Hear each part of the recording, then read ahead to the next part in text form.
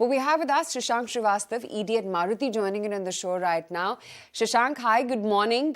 There's definitely no good news in the markets, but I believe there is some at your end. Let's talk about happier stuff. Tell me, how's the new Baleno launch shaping up, and what are the pre-bookings looking like so far? So we have the launch tomorrow, and we'll be launching noon tomorrow. As far as the number of bookings is concerned, we have just crossed the 20,000 numbers already, although the price is yet to be revealed, which we will reveal tomorrow. Great. Just wanted to understand, Shashank, especially given the context of what's happening right now at the geopolitical front, you're seeing a further push in commodity prices. Some part of the market does believe that inflation perhaps could be peaking out as well. There are too many moving parts, especially now with this Ukraine-Russia situation.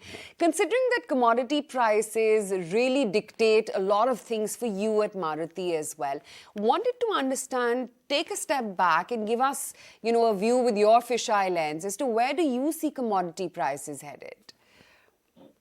Yeah, so you are very right. Actually, for Maruti Suzuki, as also all auto OEMs, the material cost is a substantial part of our overall cost structure.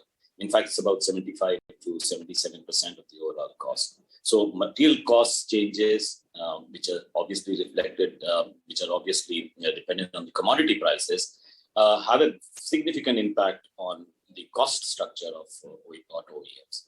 And what we have seen in the last 1.5 years, the commodity prices have increased tremendously. And while we have always been expecting some sort of a softening, but that softening hasn't really happened. So look at steel. Steel in May 2020 was about 38 rupees a kg. Still in that range of 75 to 77. Expected to come down a little bit, but it hasn't. Copper has, which was $5,200, is now went up to 10,200. Still around that $9,800, $9,700 mark. So also aluminium actually has increased from about 1,800 to about 2,800 or so. For auto OEMs, especially for the Indian auto OEMs, we have had a double whammy because we also had the transition from BS4 to BS6, which requires in the catalyzer a lot of precious metals like palladium, rhodium, etc., the prices of which have really gone up.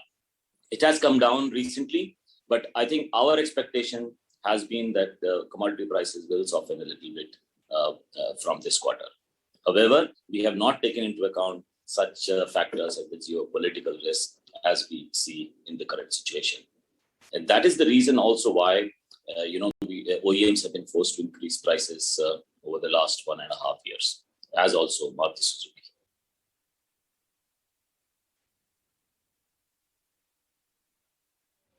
Good morning, Mr. Srivastava. This is Nayantara.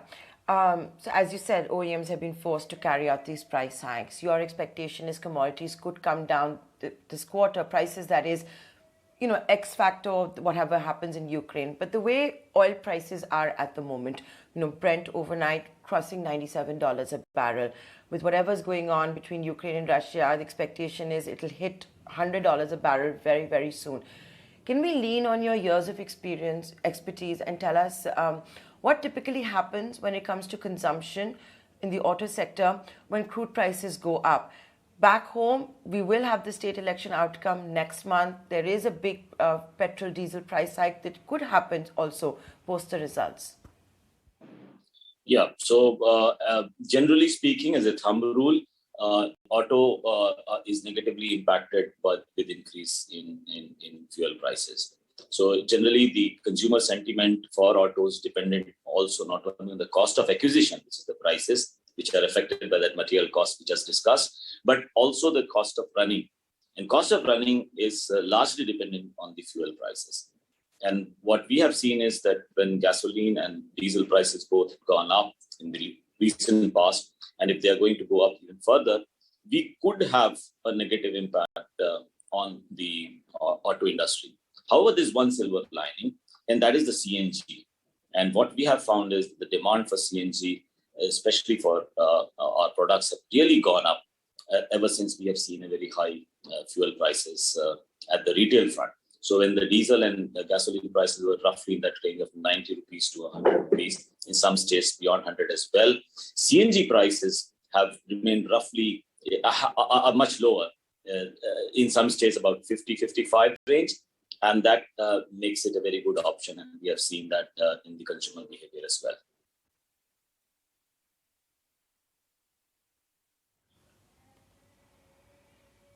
Okay, Mr. Srivastava, we're going to have to leave it at that today. All the best for tomorrow's big launch.